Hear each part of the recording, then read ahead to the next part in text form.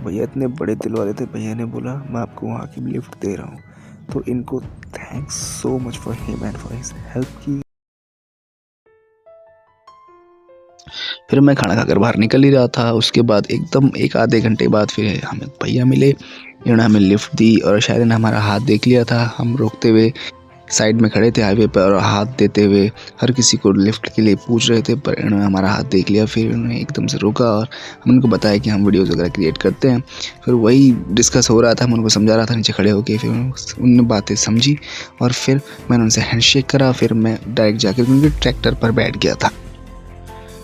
फिर जाके जो भैया के साथ चटपटी बातें हुई, वो तो सुनते ही बनती थी, देखते ही बनती थी। वो एक तो वहाँ पर ठंड इतनी ज़्यादा हो रही थी, मतलब लाइक बहुत ज़्यादा। तो कल्चरल एक्सचेंज की बातें, ट्रेडिशंस की बातें। एक तो भैया फिर यूपी से थे और वो पंजाब में काम करते थे, ट्रैक्टर चलाते थे।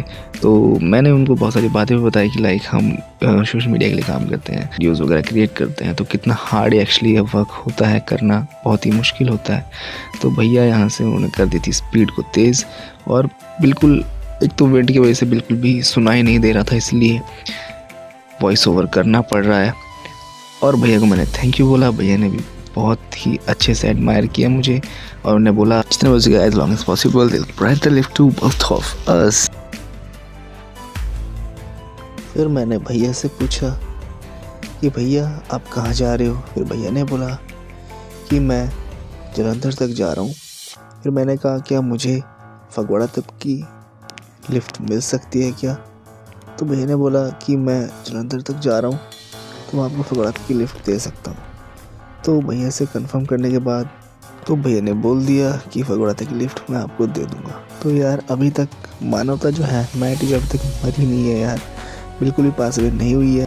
So if you try so you get everything. और एक छोटी सी इन्फॉर्मेशन जो मेरे को आपके साथ शेयर करनी थी वो ये थी, जो रोड के नीचे आप जो एक नदी देख रहे हो वो एक ऐसी नदी है जिसका नाम है सतलुज नदी, जो कि लुधियाना से आगे पड़ती है, फिर लाहौर से पीछे, फिर गुराया से पीछे और फगवाड़ा से पीछे।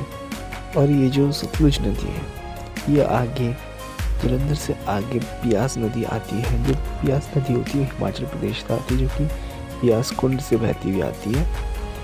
वो सीधा यहाँ पर मिल जाती है हरिके बर्ड्स कैंचुरी के साथ। सतलुज और ब्यास दोनों एक साथ ही मिल जाते हैं। देन सतलुज नदी का जो कुछ पार्ट है वो जो कि पाकिस्तान के बॉर्डर के अंदर चली जाती है सतलुज नदी। तो यहाँ जैसे ही हमने फगवाड़ा पार कर दिया था फिर जलंधर आने ही वाला था।